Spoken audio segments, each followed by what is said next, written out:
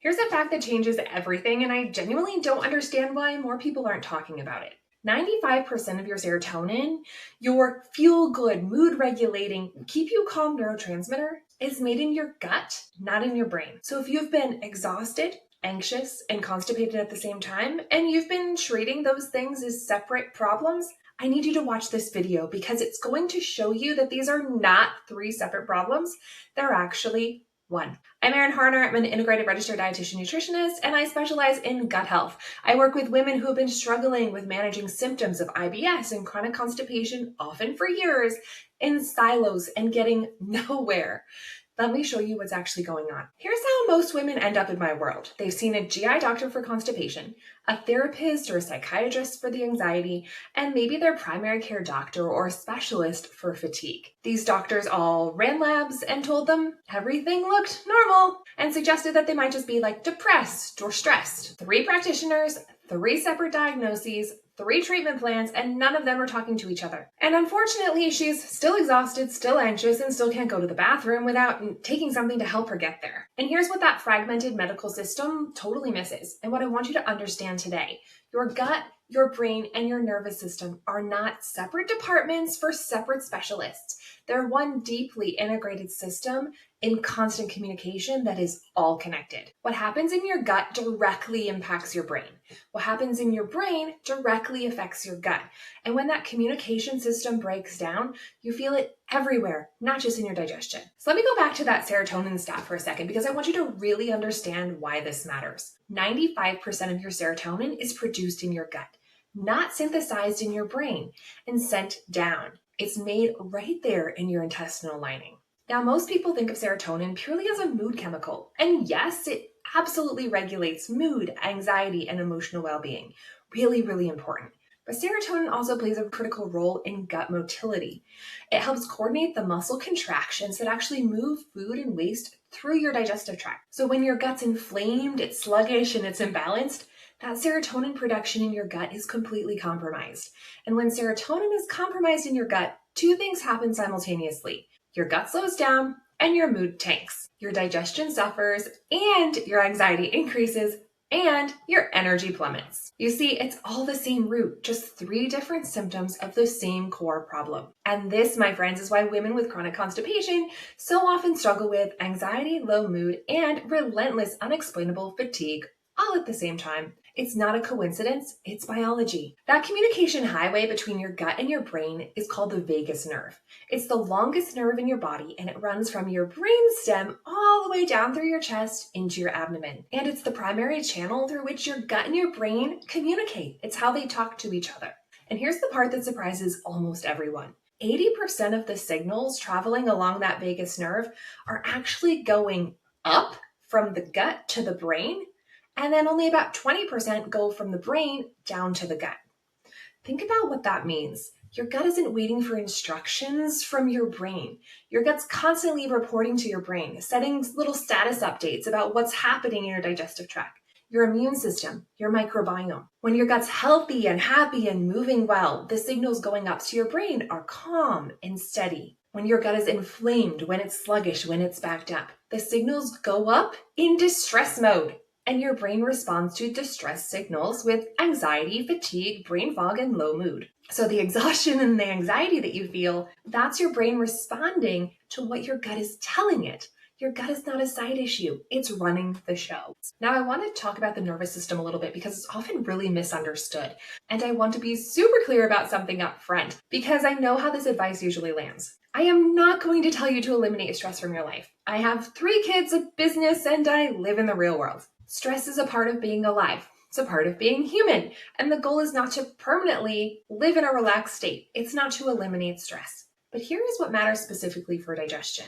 Your gut runs on the parasympathetic nervous system, the rest and digest state. And it really needs to be in that state to eat and digest a meal effectively. Not all day, not perfectly, just during and around meal times. When you're rushed, when you're stressed, when you're distracted, whether you're eating on the go, eating in the car, your sympathetic nervous system gets activated. That's your fight or flight.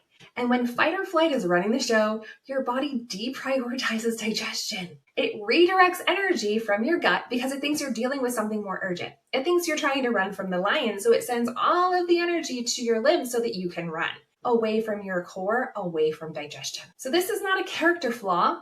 We live in a stressful environment. It's physiology. But what it does mean is that you can eat the most gut-supportive foods in the world. And if you're consistently eating them in a stress state, standing up, rushing, distracted, scrolling your phone, answering work emails all at the same time, your gut is not receiving the meal the way that it should. The digestive cascade can't fully activate. Motility suffers, and you wonder why nothing is working. You don't need to be stress-free. You just need to create enough calm around eating that your gut can actually do its job better. I also want to briefly touch on the fatigue piece because I hear this all the time from clients. This is the symptom that often gets dismissed by the conventional medical system. When your gut is chronically sluggish and inflamed, your ability to absorb nutrients from the food that you eat is compromised. The lining of your intestinal tract, which is responsible for absorbing vitamins, minerals, and the building blocks that your cells run on, is not functioning optimally. The nutrients are not getting in the way that they're supposed to. So you can be eating a nutrient-dense diet, carefully constructed, and still be running on empty. Not because you're eating wrong, but because your gut just isn't absorbing it efficiently. This is one of the reasons that fatigue in women with chronic constipation is not always a sleep problem. And it's not always a thyroid problem either. Sometimes it's actually a gut absorption problem. And until you address the gut, that fatigue doesn't resolve no matter how many supplements you add or how early you go to bed. So I want to tell you about a client who came to me specifically for constipation and bloating. That was her main chief complaint, and she couldn't go to the bathroom without taking something every single day. And she was always bloated, no matter what time of the day it was, morning, midday, or evening. In our intake, almost as an aside, she mentioned that she'd been on anxiety medication for about 5 years. Her doctor had prescribed it after she went in describing feeling overwhelmed, exhausted, and just unable to cope with her life at that time. The anxiety medication certainly helped a little bit with her mood, but she never connected it to her gut. As we worked together, restoring her digestive rhythm, addressing the nervous system piece, which was really critical for her, supporting the gut microbiome, something started shifting that neither of us had really explicitly targeted. Her energy started coming back, and then her sleep improved. Then she noticed the anxiety was way less constant and way less heavy. After about 4 months in, she went and had a conversation with her doctor about potentially tapering down her medication. Her doctor agreed that the timing felt right and she was doing pretty good. So I want to be clear, I did not treat her anxiety. I'm not a mental health provider. However, what I did was support her gut. And when her gut started working the way it was supposed to work, her brain started getting different signals, calmer signals, and her whole body responded accordingly. Pretty cool, right? Her gut was the missing piece that nobody had looked at in 5 years. The reason I'm sharing all this with you isn't to make health feel more complicated. It's actually to make it feel simpler and lighter. When you understand your gut, your brain, and your nervous system are one whole integrated system, you stop trying to fix each symptom in isolation.